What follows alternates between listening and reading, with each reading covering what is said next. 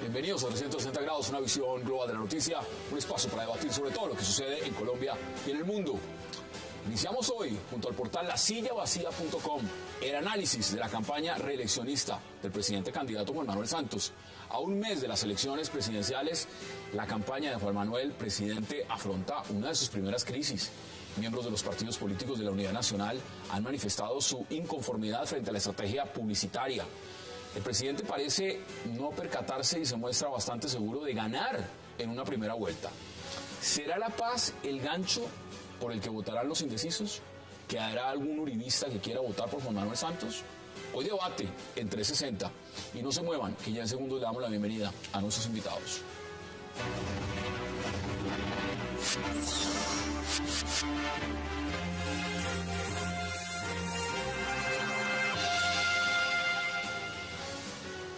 Y qué placer darle la bienvenida hoy a Juanita León, directora de La Silla Vacía, a Manolo Azuero también y por supuesto a Carlos Cortés. Qué gusto que estén acá y qué placer poder hacer este análisis. Sí, Hassan, muchas gracias por la invitación. Miren, empecemos por lo que se podría llamar y algunos desconocen y dicen, ¿hay una crisis realmente dentro de la campaña o no la hay, Juanita? Mira, yo creo que hay una mini crisis. Hacer una campaña política es muy difícil y hacerla con 3 partidos que son los que forman la Unidad Nacional aún más. Hay bastantes celos internos entre los 3 partidos, hay unos problemas de coordinación con el gerente de la campaña, Roberto Prieto, que ha hecho que no llegue la publicidad a las regiones, llegó hasta el martes y entonces pues los políticos llegan a hacer campaña y no tienen un folleto, un pasacalles para entregar. El candidato a la vicepresidencia, Germán Vargas Lleras, y Tutina, la esposa de Santos, están por todo el país haciendo campaña. ¿Están viajando ellos también? Y ellos están haciendo una campaña súper intensiva por las regiones y a veces llegan a las regiones y los políticos locales no sabían que iban, entonces no pueden, el congresista no puede hacer que sus alcaldes se sienten con el presidente y en cambio el otro político del otro partido sí sabía y entonces ya sus alcaldes, entonces eso genera muchos celos internos. Entonces hay varios de esos problemas. La estrategia de mercadeo o de pauta ha sido bastante criticada y Manolo estuvo... ¿Cómo ha sido esa parte entonces, Manolo? Bueno, pues ahí, digamos, yo hablé, por ejemplo, con Benedetti y con Lara ayer, que son ambos congresistas electos que están de frente uno de la con el U presidente y uno de Cambio Radical. Y ambos me dijeron, lo de Juan Manuel fue un error, digamos, evidente. Y desde el principio lo pensamos, porque es que nadie conoce al presidente como Juan Manuel, todo el mundo lo conoce como Santos. Y eso fue un error que trataron de corregir a las 2 semanas poniéndole el Santos abajo de las vallas, pero ya se habían lanzado con el Juan Manuel. Y como ha sido todo el tema de comunicación de Santos, es un adelante y un pasito para atrás. ¿En la primera campaña no pasó lo mismo? Que tenía un montaje completo con un color naranja y luego cambió. Aunque ahí es interesante porque en la primera campaña le apostaron primero al Santos y después se movieron al Juan Manuel. Pero ahora que la gente lo ha tenido 4 años como Santos, lo quieren, digamos, conocer como Santos. En la primera campaña le apostaron primero a Juan Manuel Santos y después fue a Uribe. Después se dieron cuenta, no vamos a tratar de vender a Juan Manuel Santos que nadie conoce y los que lo conocen no lo quieren, sino apostémosle a Álvaro Uribe, que es al que la gente quiere y por eso se volvió como Juan Manuel Santos, es Álvaro Uribe. Sí. Un tema que usted lo estaba mencionando, Juanita, que es bien importante, Carlos. Cuando hay partidos conformando una unidad nacional y encontramos cabezas de esos partidos que también son visibles, el Partido Liberal Simón Gaviria, en Cambio Radical Germán Vargas Lleras, o Carlos Fernando Galán, o Rodrigo Lara, y que quieren todos figurar, ¿cómo se engrana eso? Porque eso es una parte complicada, me imagino, de la campaña. Yo creo que lo que también se está viendo un poco es lo difícil que es tener una campaña que refleja a su vez las pugnas internas de la Unidad Nacional. O sea, no lo sorprende a uno ver que la campaña tiene ese desorden cuando dentro de la Unidad Nacional hay tales niveles de tensiones y de pugnas de poder. A mí en particular, de lo que he leído de La Silla y otros medios, me sorprende, por ejemplo, el afán que tiene Simón Gaviria por tener una figuración y un poder dentro de la campaña que yo me imagino que le debe causar pues bastante molestia a políticos de más kilometraje. Eso lo tiene Roberto Prieto, esa labor de manejar la campaña. Y eso que acaba de decir Carlos, no lo dijo nosotros uno de los senadores más cercanos a Santos, y nos dijo, mire, Simón Gaviria está bravo porque él quería ser la estrella de la campaña y no lo dejaron, y por eso es su molestia. Y también, digamos, esos celos internos es increíble en una campaña que supuestamente está unida, Rodrigo Lara, que es de Cambio Radical, ponga en duda la capacidad que tiene Simón Gaviria, que es del Partido Liberal, de dirigir a sus congresistas. Yo pensaría que una declaración como esa debería es como profundizar la crisis, porque está poniendo en duda, digamos, la capacidad de dirigir a sus propios militantes al director del Partido Liberal, que es una acusación ¿Qué tan grave. cierto es el hecho fundamental, y es que están convencidos dentro de la campaña que ganan en primera vuelta? Mira, yo hice esa reportería y ellos en general están bastante confiados en que incluso podrían ganar en primera vuelta. Digamos, sienten que van a ganar O sea, de cualquier manera, ya. sí. Y creen que no sería descabellado pensar que lo pueden hacer en primera vuelta. Y hay varios factores para eso. Uno, que ellos saben que tienen la campaña, digamos, más profesional comparado a los demás candidatos. Dos, ellos le están apostando a que no haya campaña. O sea, que los medios estemos concentrados en Petro, incluso en el paro agrario, en lo que sea, pero no en la campaña, porque Óscar Iván Zuluaga tiene un nivel de reconocimiento muy bajo, Marta Lucía Ramírez también, Peñalosa más, pero no tanto. Entonces, entre menos campaña haya, el más beneficiado es Santos, porque la inercia lo favorece. Y por otro lado, ellos están muy confiados en su maquinaria política. Está toda la unidad nacional. La tienen toda, ¿no? No, tienen todo el establecimiento político, toda la unidad nacional, y creen que ellos pues son políticos profesionales. Al final sacan a la gente a votar, la llevan el día de elecciones en buses, que es como la gente sale a votar, porque si no le ponen un bus, mucha gente pues no va a pagar para ir a votar. Cosa que los demás candidatos de pronto no lo tienen. ¿Eso de qué significa, por ejemplo, tener una campaña la más profesional? ¿Eso realmente vale al final? Es decir, tener todos los ases, tener todos los alfiles, tener todo preparado, ¿eso al final sí cuenta? Porque vimos la campaña pasada que le tocó traer a JJ Rendón de emergencia y venga y cámbiame absolutamente todo. No, yo creo que habría que decir en defensa de la campaña que tiene un nivel de organización y digamos de sistematicidad en muchos frentes muy impresionante. No tanto como para decir y estar convencidos de que ganan en primera. Una cosa es ser optimista y otra cosa es ver la realidad, ¿no? Pues yo te pongo un ejemplo. Me contaba un candidato que participó en las elecciones pasadas al Congreso y que se quemó, que convocaron a todos los quemados, hicieron como un pabellón de quemados desde la campaña para movilizarlos y para organizarlos y decirles, el objetivo es armar un ejército de 100.000 personas con un sistema de que tú traes a tantos y ganemos en primera vuelta. Entonces queremos los votos del pabellón de quemados, y lo organizan, lo hacen de una manera muy estructurada, y en eso yo creo que la campaña sí se... Pero, ¿y qué dicen? Ellos hacen encuestas, Hassan, casi todos los días, miden cualquier las públicas decisión. no las estamos viendo, ¿no? Llevamos unos días las sin encuestas. públicas están escasas, pero ellos sí las tienen. Hacen encuestas, miden todo, miden reacciones, miden decisiones. Entonces, en ese sentido, yo pienso que es una campaña profesional, y yo creo que eso ayuda. Obviamente que si hubiera un candidato que convocara la opinión, pues no hay maquinaria, no hay profesionales que sirvan si hay un candidato que logra enamorar a la gente, pero eso tampoco se ha visto en los rivales. Manolo. Y ese es una campaña estructurada, y eso cuenta sobre todo en lo que hablábamos ahorita, en el día de elecciones. Una cosa que nosotros hemos discutido mucho en la silla vacía es, hace 4 años la campaña de Mocus parecía que iba muy bien, pero esa era una campaña muy emocional y no tan bien organizada para una jornada tan importante como el día de elecciones. Y por eso a Mocus no le fue tan bien como todo el mundo creía que le iba a ir. Y eso es posible que pase. Santos puede ser que le vaya mucho mejor que las encuestas, porque es una campaña mucho más organizada. Está bien montada. Y nosotros hemos visto que, por ejemplo, una de las pocas campañas que está pensando en el día de elecciones, tal vez con digamos, el mismo enfoque que la de Santos, es la de Óscar Iván, porque tienen experiencia. Y otra cosa que dice Juanita que es clave, es que tienen toda la clase política trabajando a su favor.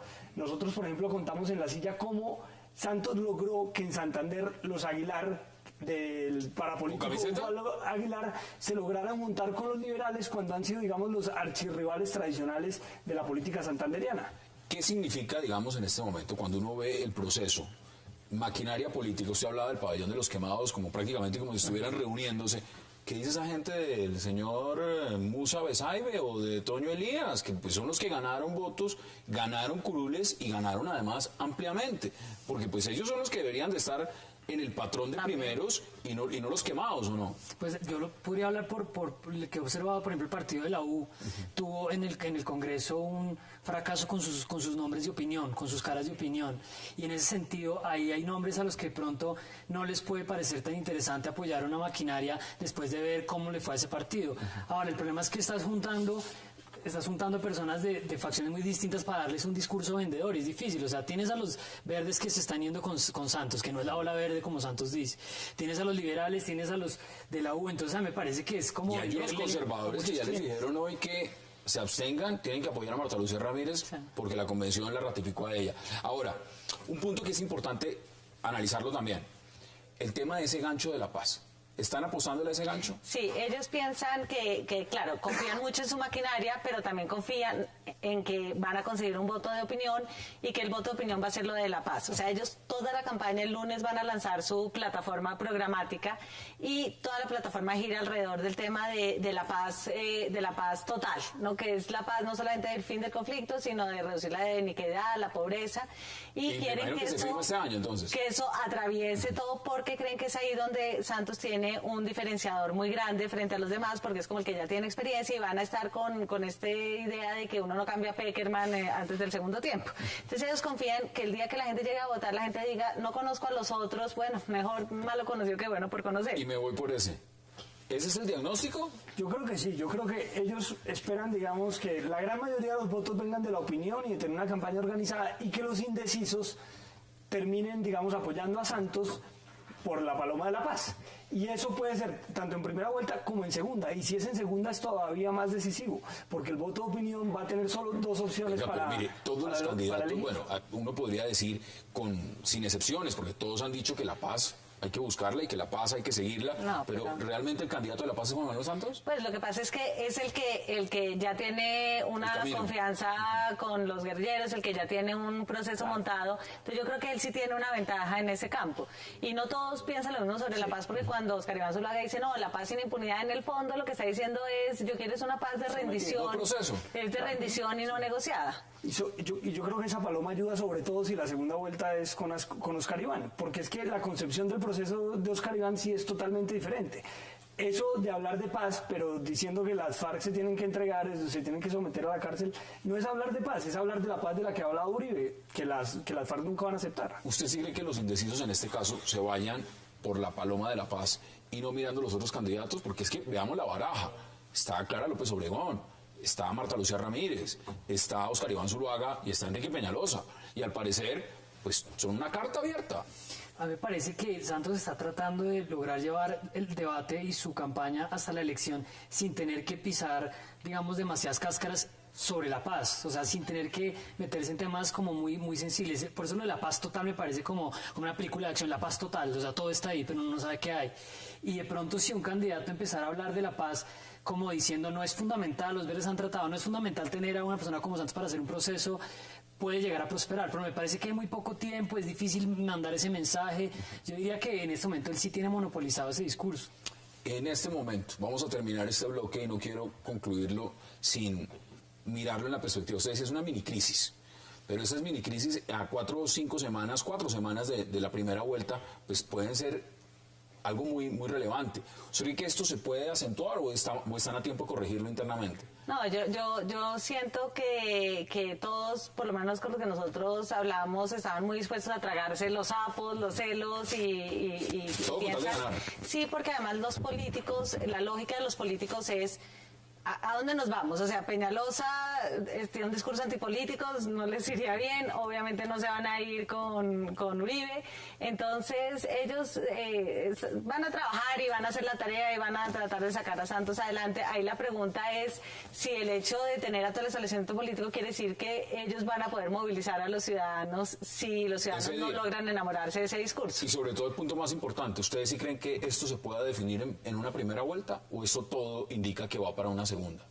Yo añadiría una cosa, lo que me parece interesante es que no solo la campaña de Santos tienen la esperanza de que van a ganar, sino que parece que pusieran todas sus fichas para ganar ahí, que es un poco como, bueno, y si no pasa eso, ¿cómo se les rebaraja la estrategia? Yo diría que hay un riesgo muy alto, más allá del optimismo de ellos, de no ganar en primera vuelta. Manolo. Pues yo creo que la tesis que nosotros en la reportería encontramos es, hay alguna gente que cree que pueden ganar en primera vuelta y otros que no, que tienen que ir a segunda vuelta y que si van a segunda vuelta van es con Oscar Iván y no con Peñalosa. ¿No le están apostando a Peñalosa? No, porque es que la campaña de Peñalosa lo que se ve es que no es muy organizada y más bien muy poco estructurada. No sé que le están inflando, pero lo que estamos viendo en las cifras, toca ver las que vengan esta semana, es que esa encuesta por lo menos esa campaña, perdón, pasaría a segunda vuelta. Sí, pero si uno ve, Hassan, otra vez hablando de la organización que es clave el día electoral, nosotros estamos cubriendo la campaña de Oscar Iván y ahí sí hay una estructura. Hay, digamos, gente encargada del día electoral, gente encargada de los empresarios, gente encargada de comunicaciones. Peñalosa está en otro cuento. Bueno, vamos a la pausa en 360 haciendo el análisis con lasillavacía.com de lo que es la campaña reeleccionista. Cuando volvamos hablaremos de un tema importante y es el presidente candidato se está ayudando. Bueno, ya regresamos.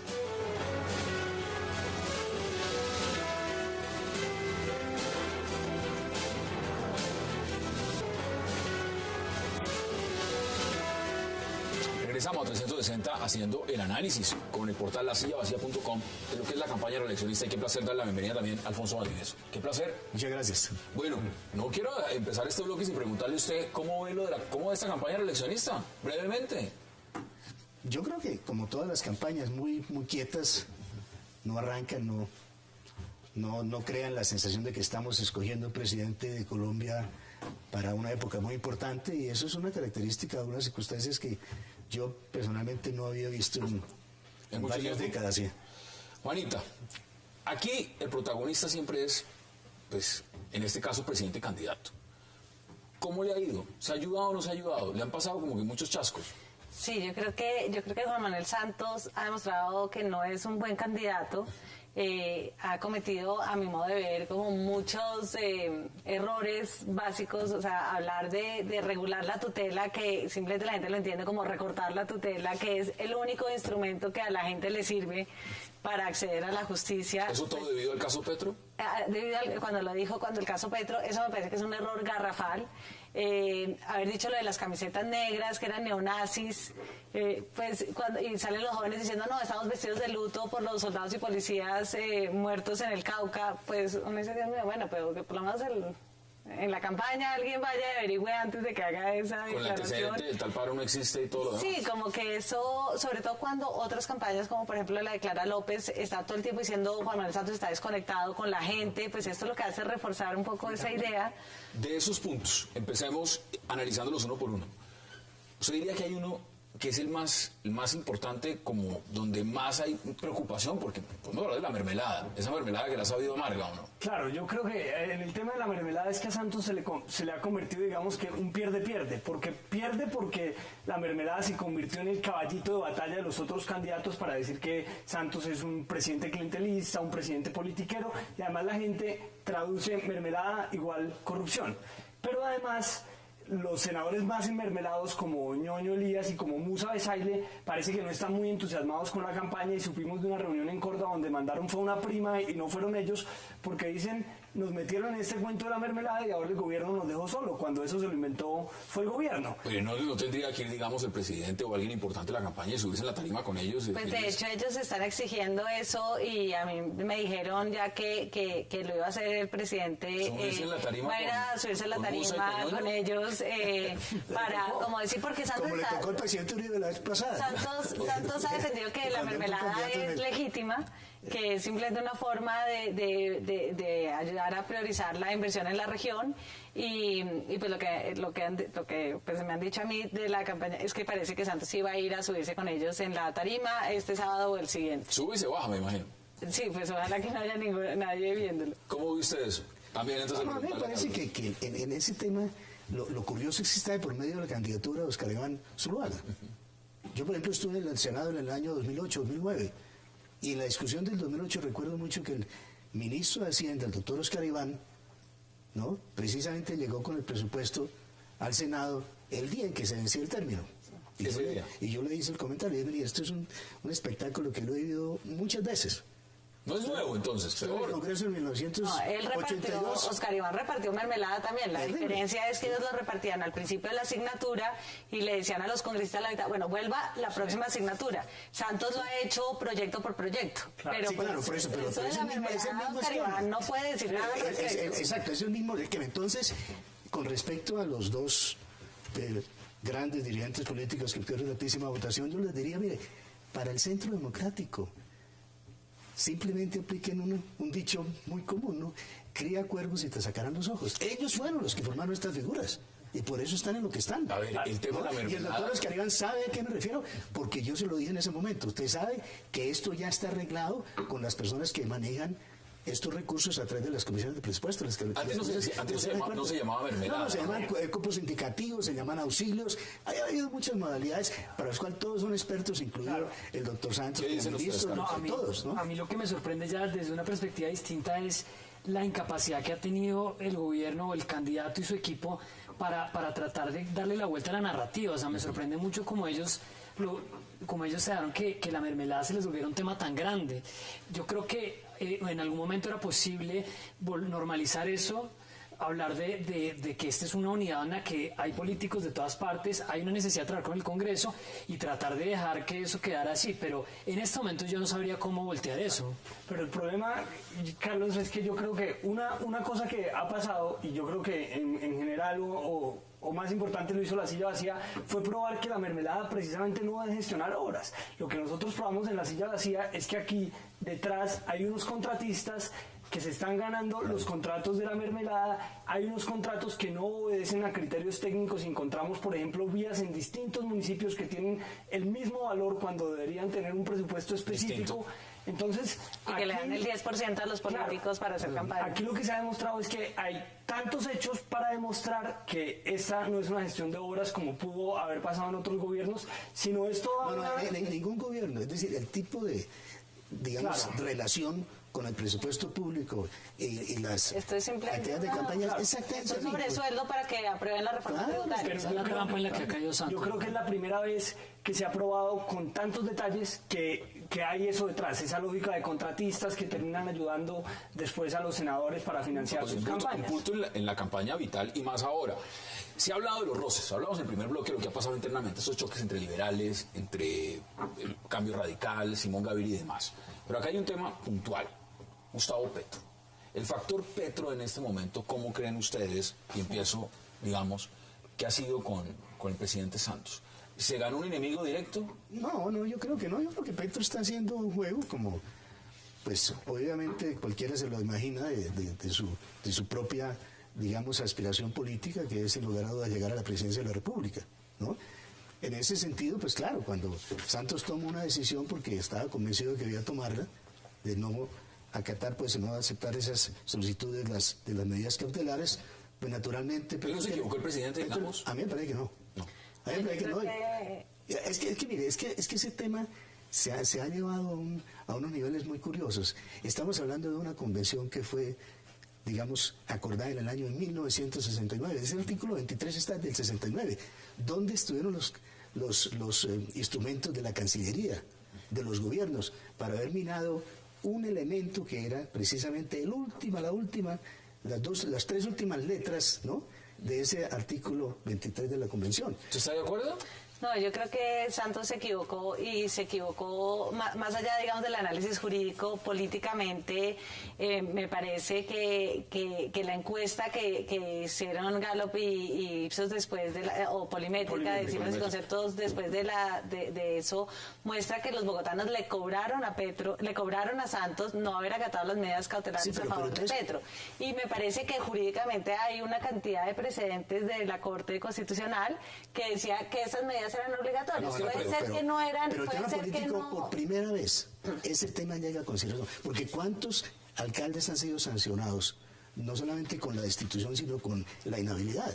No.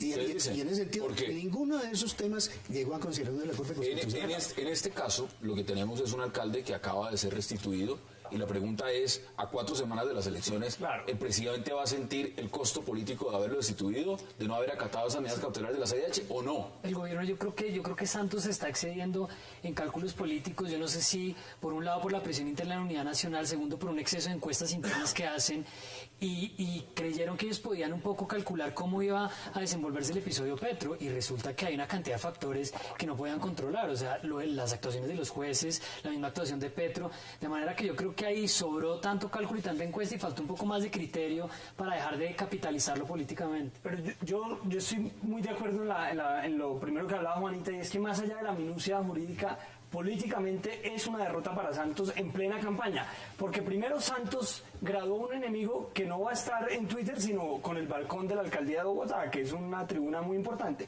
Y segundo, esto afecta muchísimo a Bogotá, porque Bogotá va a seguir, digamos, en un limbo jurídico y discutiendo temas de abogados y no problemas de la ciudad. Y Santos entonces pierde ese rol o ese papel de salvador que había tratado de asumir. No olvidemos que en estas legislativas pasadas, en las elecciones, le fue muy bien, fue el Centro Democrático en Bogotá. En Bogotá, sí. Sí, ahora, pero es una decisión errática. Obviamente que ahí no hay nada claro de que eso signifique que la ciudad de Bogotá va a apoyar al candidato de esa corriente. ¿Usted al final cree que, digamos... Ahora, yo creo que política y jurídicamente fue acertada la decisión del presidente. Por lo menos pero ¿tendrá un costo político en reflejado, digamos? Sí, no muy seguramente, claro. Ese es el costo de ser presidente.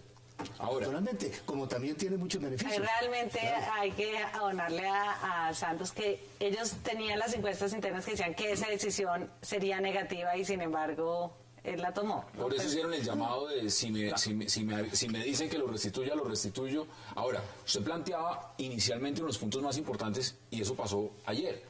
Es el tema de la tutela. Meterse con la tutela, usted dice, eso fue un error. ¿Ustedes están de acuerdo o al contrario? Yo sí creo que hay que regular el tema. Mire, fíjese, verá que ya inició otra oleada de tutelatón.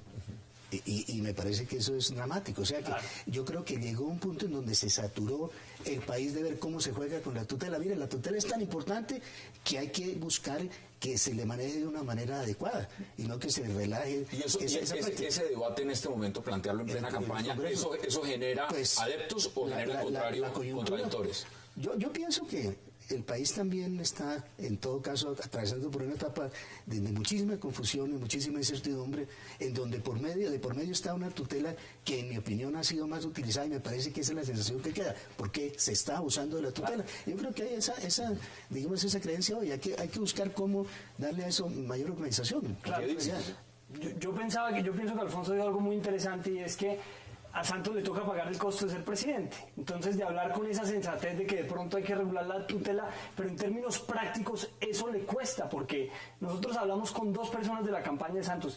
Una nos dijo, fue una torpeza, y la otra nos dijo, eso es una invisibilidad profunda. Porque la gente, como decía Juanita ahorita, lo que traduce es, tutela es me van a quitar el acceso a la salud. No sé si Carlos esté de acuerdo. A mí me parece que de ninguna manera pudo ser una declaración calculada, o sea, no pienso que ellos hayan dicho pongamos en la agenda el tema, y desde ese punto de vista lo que tienen sobre la mesa es un candidato que, aparte que está muy libreteado porque vimos el tema de la metáfora de la Selección Colombia, puede salirse y puede irle mal al tratar de plantear una defensa. Entonces uno ahí diría, bueno, ¿y qué hacemos? Le decimos no hable ningún tema, o si va a hablar de esto no toque A, B, C, D, F, G, H, I.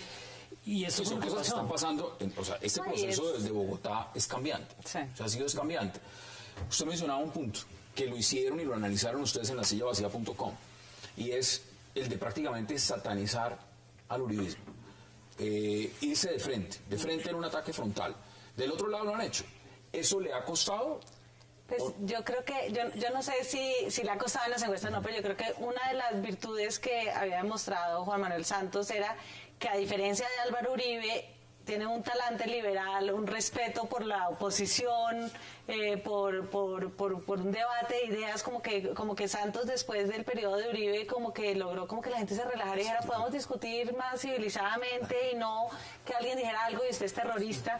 Entonces a mí sí me parece muy preocupante que ahora el presidente caiga en esa dinámica y entonces comience a estigmatizar a los del centro democrático, a llamarlos de extrema derecha, neofascistas. No, o sea, es un partido que está haciendo política y me parece que eso le quita a él muchos puntos. ¿Qué dice usted? Porque tenemos que ir a la pausa también. No, a mí me parece en todo caso que el presidente tampoco se puede quedar callado frente a esos ataques.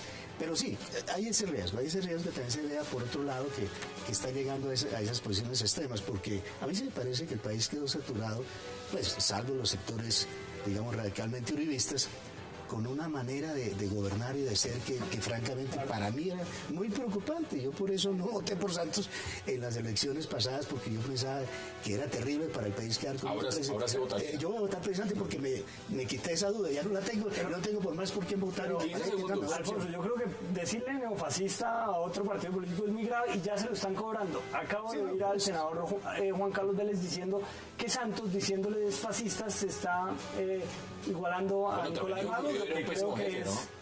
Bueno, que creo que es la que eso está muy fuerte. es ya ir midiendo uno más o menos cómo va la campaña. Vamos a la pausa en 360, haciendo el análisis de lo que es la campaña reeleccionista, porque de regreso vamos a hablar también de algo importante, y es ver cómo va esa figura de ser candidato y presidente al mismo tiempo. Ya regresamos.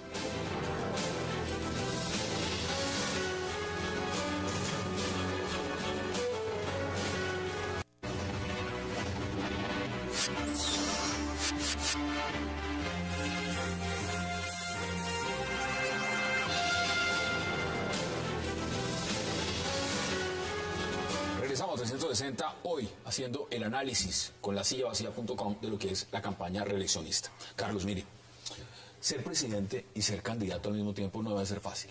¿Cómo ve usted ese esquema? ¿Cómo lo ha manejado esta campaña y sobre todo el presidente Juan Manuel Santos?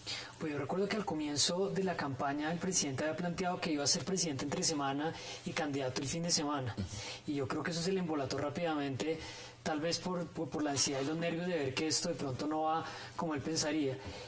No me gusta, creo que es muy difícil trazar la raya, pero por ejemplo la publicidad del presidente con la Selección Colombia, criticábamos en las campañas al Congreso que un candidato sacara a Messi o sacara a Falcao. Pero ese guión fue copiado, claro, se filtró. Pero no, si usted mira las fotos, algunas fotos de las campañas que vienen sobre esta metáfora de la selección, se han cuidado mucho de no poner la tipografía y el logo de la reelección, pero sale el presidente con toda la Selección Colombia. Entonces tenemos la crítica que un candidato en el Congreso salía con un futbolista y este tiene a todo el equipo con el cual estuvo en su condición de presidente. ¿Eso se filtró? ¿Cómo fue eso? Sí, a nosotros realmente fue un usuario el que nos mandó el manual de comunicaciones que había hecho Ángel Becasino para Santos, un usuario que supongo yo trabaja en la campaña de Santos, que ni siquiera sé quién, no lo conozco, y pues yo verifiqué que sí era el manual, y es el manual de comunicaciones de la campaña, que es muy impresionante porque está todo basado en la metáfora del fútbol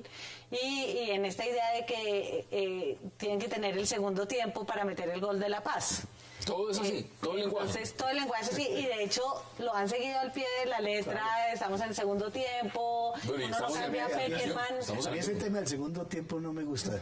Me acuerdo mucho que hablando con alguna persona bien conocida que estaba en la presidencia del doctor Uribe, cuando comenzó su segundo periodo, ¿no?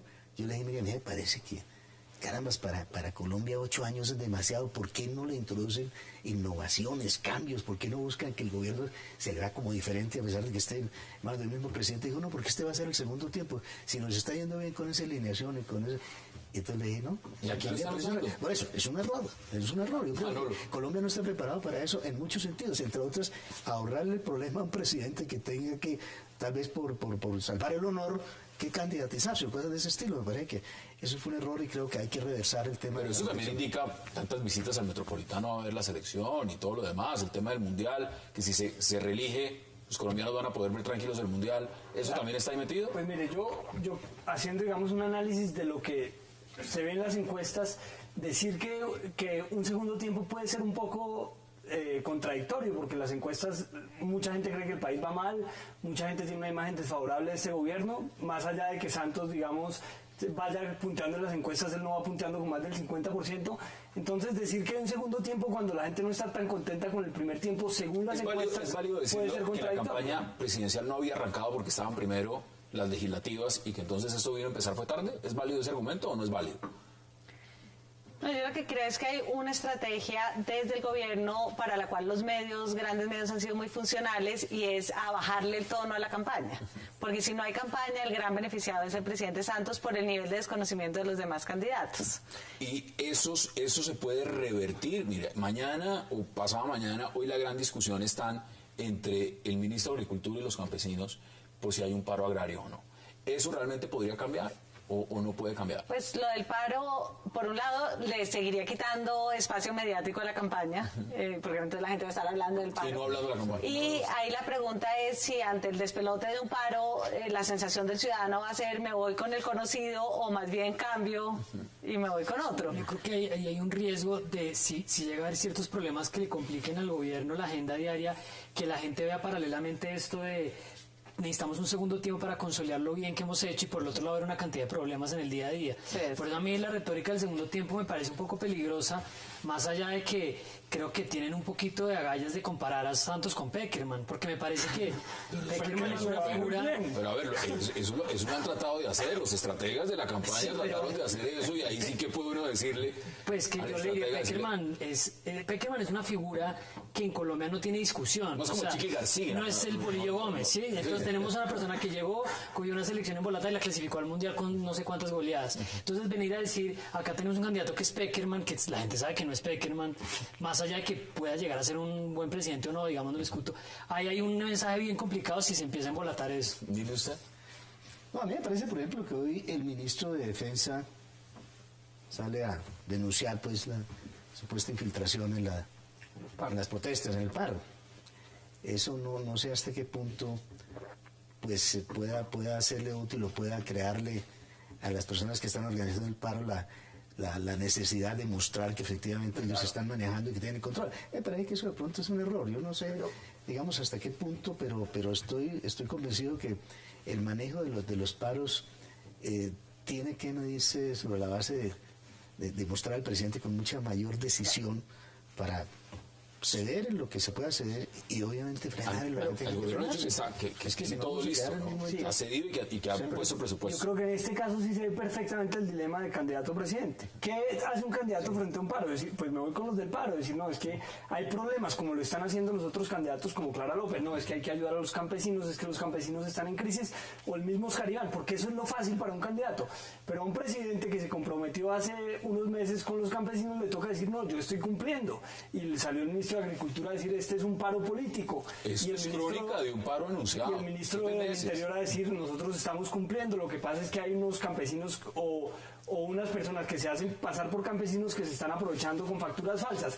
Entonces ahí sí que está el dilema, al candidato le toca ponerse del lado de los paros y al presidente del lado de Ah, los no, eso paros. sí, eso Pero es es bien así. extraño que el ministro de Agricultura y el ministro de Defensa utilicen un libreto que resulta tan contradictorio y tan negativo para el presidente, cuando además dentro del gobierno se sabe que le dijeron a los ministros, los sentaron y les dijeron, ustedes van a ayudar a hacer campaña. Entonces yo me pongo a pensar, que alguien le ha dicho a ellos que salgan con una cosa, digamos, volver a decirlo de infiltrar las marchas, es un argumento impopular, es un argumento que polariza más el ambiente, eso lo están, digamos, Y planeando. que fortalece a los que van a salir a hacer paro. Claro, lo Ahora, que Pero dice sí, Tomás Díaz. los presiona. ¿Cuál es el demostrar otro que sí dilema están- más grande? Digamos, uno podría decir que es una posición muy difícil de manejar, estar ahí. Sí, a mí me parece que ser presidente y candidato es difícil y es difícil también por las normas colombianas que dicen La ley de garantías, ¿no? que el presidente no puede hacer política abiertamente porque pues Obama hizo campaña, Obama se convirtió en candidato desde el momento que arrancó la campaña y no tenía que pretender que no lo era. ¿no? Este es- Creo que este esquema de tener que pretender que de lunes a viernes no soy candidato y de eso es muy complicado. Uribe lo hizo mejor en su momento. Yo creo es que casi que ni siquiera tuvo que hacer campaña campaña, porque sí, tenía tal nivel de A popularidad las que... 4 de la mañana aparecía hablando con las emisoras y ahora hasta las 8. Sí, pero es que yo creo que es mucho más difícil ser presidente candidato cuando uno tiene el 30% de favorabilidad que cuando uno tiene el Claro, 70%. Había mucha unanimidad en ese momento. Porque y esa inseguridad de Santos, lo que decía Carlos ahorita, se le nota, a él se le nota que está nervioso, que él no sabe si está siguiendo el libreto, si está saliendo, si está equivocado, porque solo el 30% de los colombianos le creen o están, digamos, de acuerdo con su gestión. Bueno, esas son las posiciones. Vamos a ir a una pausa, porque a regreso, Juanita, usted me va a contar de ese libro, Superpoderosos, pero sobre todo de una parte importante. Cuando los candidatos no van a los debates, pues es bueno saber el perfil de los candidatos que no van y sobre todo cómo ha sido su estructura desde niños hasta ahora. Vamos a la pausa en 360. Antes quiero agradecerle a Alfonso Valdivieso, gracias por aceptar la invitación. Manolo, como muchas siempre, gracias por un verdadero invitarme. placer. Y Carlos, que no sea la última vez aquí en 360. Vamos a la pausa en 360 y ya regresamos.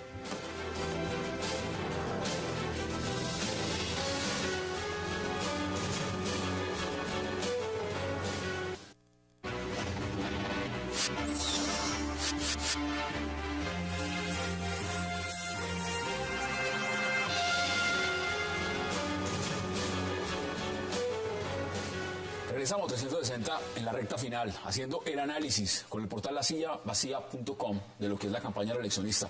Juanita, uno no puede hacer un análisis sin ver el perfil. ¿Quién es el candidato? Muchos dirán, pues, conocemos una parte importante, pero no. Juan Manuel Santos, estaba diseñado, mejor dicho, iba a ser presidente. ¿Es eso más o menos lo que uno podría decir? Mira, a mí me impresionó cuando yo escribí el perfil de Juan Manuel Santos, que entrevisté a muchos de sus amigos más cercanos y básicamente uno de ellos me dijo, mira, él es un cyborg programado para ser presidente desde que está chiquito. No, todos decían, él desde que tenía 3 años quería ser presidente, se preparó para ser presidente, hizo los pasos necesarios para ser presidente. ¿Cómo era, digamos, en su familia verlo comparado con Enrique Santos, con su hermano? Mira, él tiene 4 hermanos. Enrique Santos, el periodista,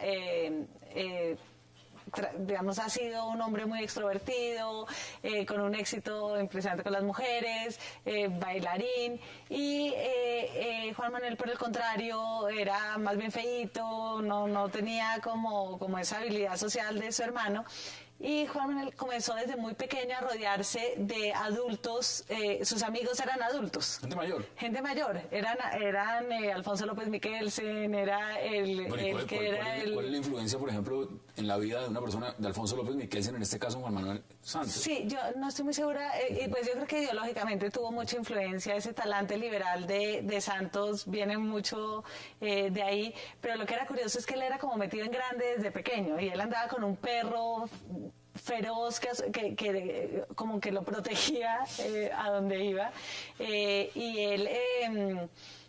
él era así desde pequeño. Después él entró, se fue a prestar servicio militar como cadete en la Armada, y al parecer esa experiencia lo formó muchísimo y le dio muchísima disciplina. La gente que lo conoce dice que él es una persona extremadamente disciplinada. ¿Podría uno decir que eso es uno de los inicios en la política? O sea, entrar ya a formar parte de la escuela de cadetes y luego ir pensando, en Estados Unidos muchos lo hacen de esa forma, y es decir, prestamos servicio, le servimos al país y luego entramos en la política. Sí, yo creo que su entrada en la política era su propia familia, ¿no? Pues es sobrino nieto de un presidente de la República, pues del Tiempo, que era un centro de poder muy grande en esa época. ¿No hubiera sido más fácil estar destinado a ser director del Tiempo, digamos? En esa familia ya... en la familia ya él tenía el puesto de que él iba a ser presidente, o sea, ya la familia sabía que él era el que iba a ser presidente, y Enrique era el periodista, era el periodista. Entonces él ya se iba preparando.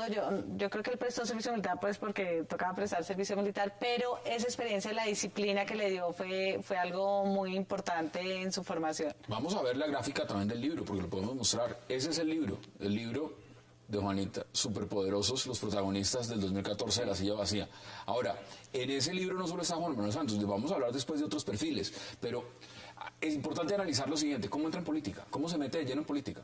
Bueno, él se fue a estudiar a la Universidad de Kansas, y él a los 24 años, él era muy amigo del presidente de la Federación de Cafeteros, y a los 24 años lo mandaron como representante de Colombia ante la Organización Mundial del Café. Y él comienza a meterse ahí, vuelve después de eso a ser subdirector del Tiempo, pero él... hizo toda clase de movidas y se convirtió en designado de César Gaviria, que salió de la nada para ser designado. Él hizo un acuerdo con lo que se llamaba el Grupo de la Contraloría, que era una gente muy polémica, y que lo terminaron. La designatura era un puesto muy poderoso en ese momento. No teníamos la figura del vicepresidente. No, era como su equivalente, pero pues digamos Santos salió de la nada a ese cargo, y después él ya, pues Gaviria lo nombró ministro, y ahí ya comenzó pues como su vida pública. Eso fue antes de que empezara de toda su etapa como periodista, es decir, fue subdirector del Tiempo y manejó... Sí, él fue subdirector del Tiempo varios años, y él siempre se ha apreciado mucho de ser periodista, y claro, obviamente pues nació en una familia de periodistas, estuvo en el periódico, pero él nunca realmente hizo pues el trabajo de un periodista, de la reportería, de contrastar fuentes, de salir a la calle. No, él lo que hacía era los editoriales, los borradores de los editoriales del periódico, y recibía a los políticos, tramitaba toda esa parte de eso. Sí, Santos siempre ha sido muy hábil para las componendas políticas y para las movidas y las estrategias políticas a puerta cerrada.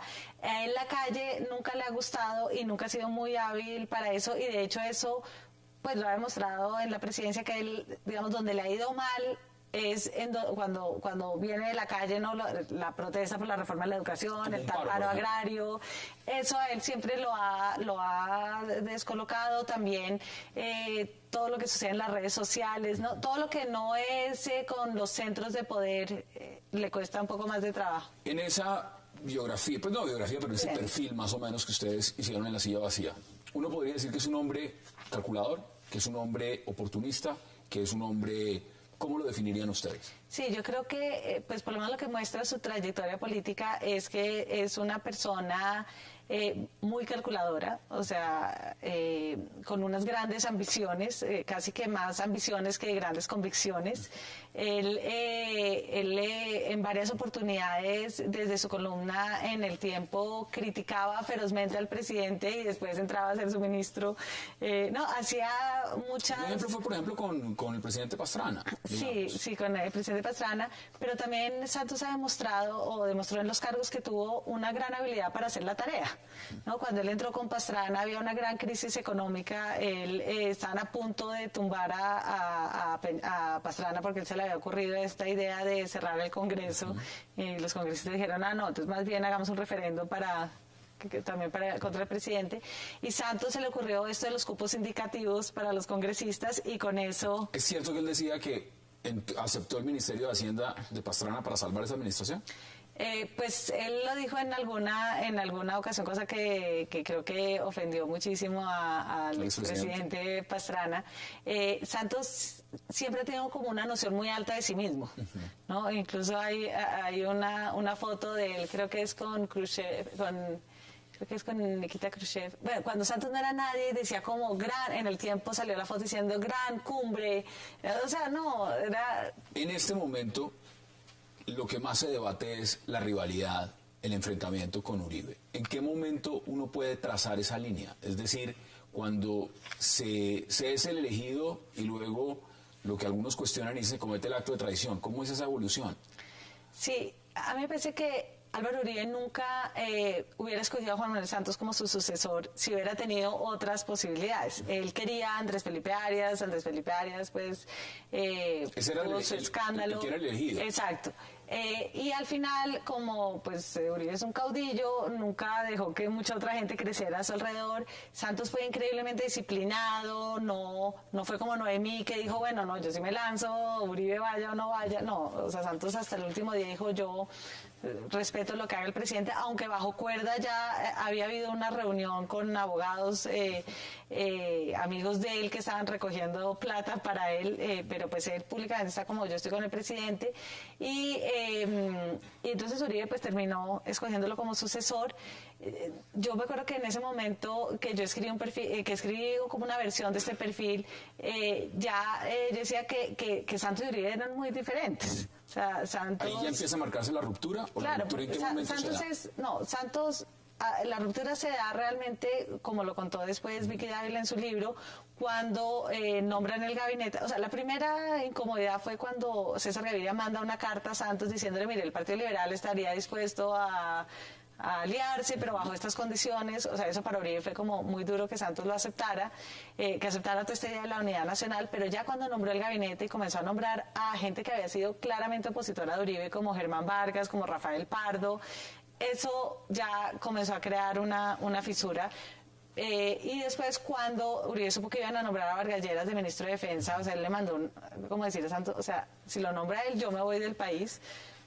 Pero creo que lo que marcó totalmente ya la ruptura fue el marco jurídico para la paz. Porque eso fue como la confirmación de que la doctrina de la seguridad democrática no iba a ser el hilo conductor de Santos, sino que realmente estaba en camino a otra cosa, y claramente pues la otra cosa que estaba en camino era el proceso de paz. O sea, ya declarar que no había que Uribe había convencido a los colombianos de que no había un conflicto armado, sino una amenaza terrorista. Y Santos volvió a reconocer, lo cual era obvio que sí hay un conflicto armado. Pero que hay que firmar la paz. Y que pues eso era como una condición para firmar la paz. Uno de los puntos más importantes de lo que usted ha contado es las aspiraciones, es decir, aspiraciones importantes. Algunos dicen que son aspiraciones históricas. ¿Es así? ¿De ese tamaño? ¿O Sí, cómo Santos, quiere ser recordado? Santos, desde mucho antes de ser presidente, siempre, y varios amigos de él se burlan un poco de eso, siempre ha pensado que todo lo que hace es histórico. ¿No? Pero lo dicen, o sea, todo, en los y titulares ya es de histórico. presidente todo dice esto es histórico, y su gran ambición es pasar a la historia. Cuando yo estaba haciendo la reportería, yo le preguntaba a la gente, bueno, es pasar a la historia, ¿por qué? Y los hombres dicen, no, pasar a la historia, digamos. Por algo. Por algo. No, En este caso no puede es ser como esa la gente paz. que llega como con una idea fija. Yo lo que quiero es, no sé, uno sabe que Peñalosa llega con la idea de que lo que quiere es una ciudad donde los niños toquen violín y monten en bicicleta. Santos no tenía una idea tan fija, pero yo creo que él encontró que, claro, que si uno quiere realmente pasar a la historia de este país, pues tiene que hacer la paz. Y de hecho, yo sí creo que él ha diseñado un proceso muy bien diseñado para acercarse a ese fin. O sea, Santos es una persona que sabe mover muy bien las fichas para irse acercando a Ese un ajedrez, propósito. viéndolo ya en la perspectiva final, ¿usted cree que como está cantado esto, después de hacer este análisis, todo lo que ha hecho lasillavacía.com, el portal, sobre lo que significa esta campaña reeleccionista, están encaminados a ese éxito de repetir la presidencia o la tienen complicada? Mira, yo creo que la tienen más difícil de lo que ellos creen. Sí, yo creo que ellos confían muchísimo en la clase política, pero yo creo que en este momento la gente está muy aburrida de los políticos. La gente, pues, que salga Simón Gaviria, Juan Fernando Cristo, a pesar de que a mí ellos personalmente me parecen gente muy valiosa, me parece que la gente le da mucha pereza. Entonces yo lo que creo es que esa estrategia tan basada en la clase política puede al final no funcionar también porque la gente no tiende a creerle tanto a Santos. ¿Y se anima usted ya en los segundos finales a ver una segunda vuelta o esto termina en una primera? ¿Y si es una Yo creo segunda, que con no quién lo es ve? evidente de que vaya a haber una segunda vuelta, pero yo creo que eso es lo más probable, Eso es que lo va a más haber probable. una segunda vuelta y no me parece tan claro contra quién va a ser, si va a ser contra Peñalosa o contra Oscar Iván o contra Clara López, la verdad no, o contra Marta Lucía, no me parece tan claro decir que va a ser contra Peñalosa. Bueno, pues Juanita León, como siempre, un verdadero placer, la directora de lasillavacía.com. A ustedes, gracias por acompañarnos después de este análisis completo de lo que es la campaña reeleccionista. Nos vemos mañana a la misma hora, 8 p.m., para seguir debatiendo toda la agenda política de Colombia y del mundo. Gracias por acompañarnos.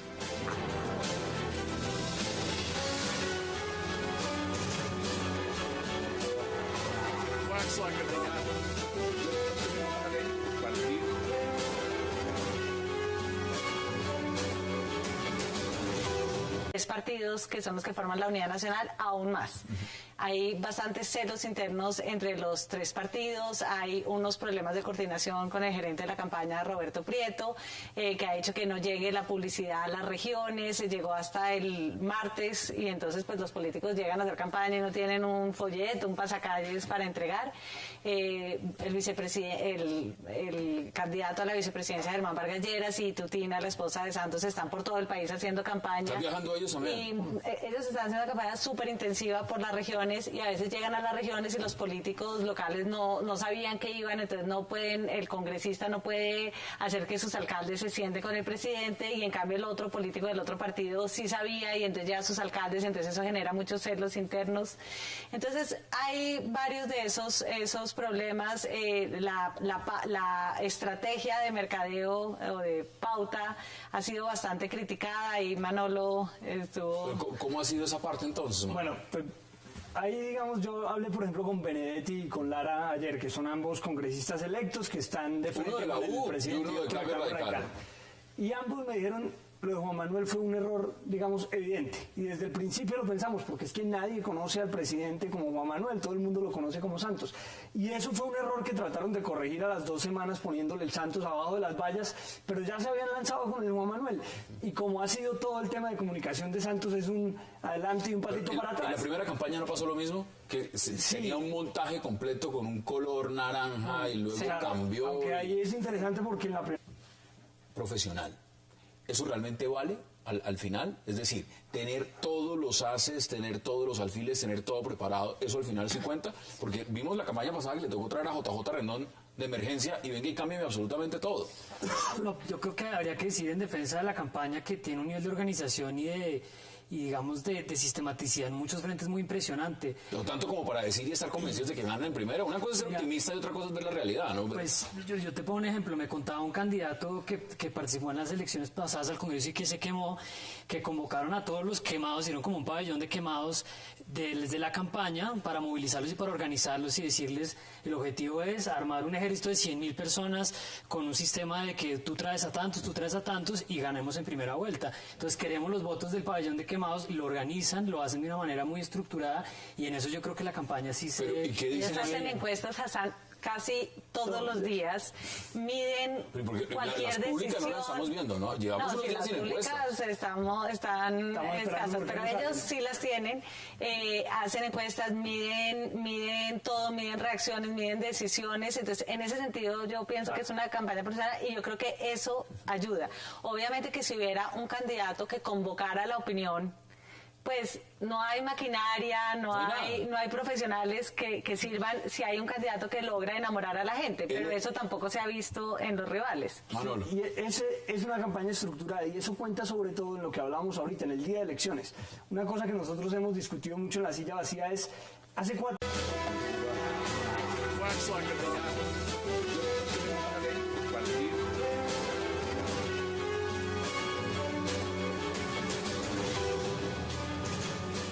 Bienvenidos a 360 grados, una visión global de la noticia, un espacio para debatir sobre todo lo que sucede en Colombia y en el mundo.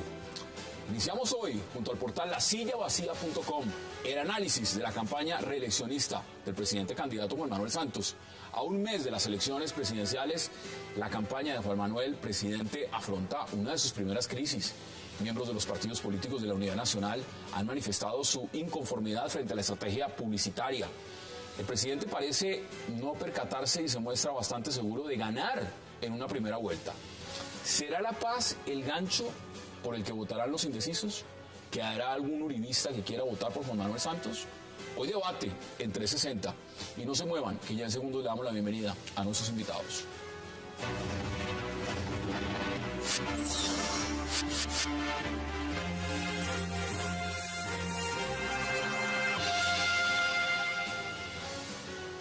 Y qué placer darle la bienvenida hoy a Juanita León, directora de La Silla Vacía, a Manolo Azuero también y por supuesto a Carlos Cortés. Qué gusto que estén acá y qué placer poder hacer este análisis. Sí, Hassan, muchas gracias por la invitación. Miren, empecemos por lo que se podría llamar y algunos desconocen y dicen, ¿hay una crisis realmente dentro de la campaña o no la hay, Juanita? Mira, yo creo que hay una mini crisis. Hacer una campaña política es muy difícil y hacerla contra... la campaña le apostaron primero al Santos y después se movieron al Juan Manuel. Pero ahora que la gente lo ha tenido 4 años como Santos, lo quieren, digamos, conocer como Santos. En la primera campaña le apostaron primero a Juan Manuel Santos y después fue a Uribe. Después se dieron cuenta, no vamos a tratar de vender a Juan Manuel Santos que nadie conoce y los que lo conocen no lo quieren, sino apostémosle a Álvaro Uribe, que es al que la gente quiere y por eso se volvió como Juan Manuel Santos, es Álvaro Uribe. Sí. Un tema y usted lo estaba mencionando, Juanita, que es bien importante, Carlos. Cuando hay partidos conformando una unidad nacional y encontramos cabezas de esos partidos que también son visibles, Partido Liberal Simón Gaviria, en Cambio Radical Germán Vargas Lleras, o Carlos Fernando Galán, o Rodrigo Lara, y que quieren todos figurar, ¿cómo se engrana eso? Porque eso es una parte complicada, me imagino, de la campaña. Yo creo que lo que también se está viendo un poco es lo difícil que es tener una campaña que refleja a su vez las pugnas internas de la Unidad Nacional. O sea, no lo sorprende a uno ver que la campaña tiene ese desorden cuando dentro de la Unidad Nacional hay tales niveles de tensiones y de pugnas de poder. A mí en particular, de lo que he leído de La Silla y otros medios, me sorprende, por ejemplo, el afán que tiene Simón Gaviria por tener una figuración y un poder dentro de la campaña que yo me imagino que le debe causar pues bastante molestia a políticos de más kilometraje. Eso lo tiene Roberto Prieto, esa labor de manejar la campaña. Y eso que acaba de decir Carlos, nos lo dijo a nosotros uno de los senadores más cercanos a Santos, y nos dijo, mire, Simón Gaviria está bravo porque él quería ser la estrella de la campaña y no lo dejaron, y por eso es su molestia. Y también, digamos, esos celos internos es increíble en una campaña que supuestamente está unida. Rodrigo Lara, que es de Cambio Radical, ponga en duda la capacidad que tiene Simón Gaviria, que es del Partido Liberal, de dirigir a sus congresistas. Yo pensaría que una declaración como esa es como profundizar la crisis, porque está poniendo en duda, digamos, la capacidad de dirigir a sus propios militantes al director del Partido Liberal, que es una acusación ¿Qué tan grave. cierto es el hecho fundamental y es que están convencidos dentro de la campaña que ganan en primera vuelta? Mira, yo hice esa reportería y ellos en general están bastante confiados en que incluso podrían ganar en primera vuelta. Digamos, sienten que van a ganar de cualquier manera, sí, y creen que no sería descabellado pensar que lo pueden hacer en primera vuelta. Y hay varios factores para eso. Uno, que ellos saben que tienen la campaña, digamos, más profesional comparado a los demás candidatos. Dos, ellos le están apostando a que no haya campaña. O sea, que los medios estamos concentrados en Petro, incluso en el paro agrario, en lo que sea, pero no en la campaña, porque Óscar Iván Zuluaga tiene un nivel de reconocimiento muy bajo, Marta Lucía Ramírez también, Peñalosa más, pero no tanto. Entonces, entre menos campaña haya, el más beneficiado es Santos, porque la inercia lo favorece. Y por otro lado, ellos están muy confiados en su maquinaria política. Está toda la unidad nacional. La tienen toda, ¿no? No tienen todo el establecimiento político, toda la unidad nacional, y creen que ellos pues son políticos profesionales. Al final sacan a la gente a votar, la llevan el día de elecciones en buses, que es como la gente sale a votar, porque si no le ponen un bus, mucha gente pues no va a pagar para ir a votar. Cosa que los demás candidatos de pronto no lo tienen. ¿Eso de qué significa, por ejemplo, tener una campaña la más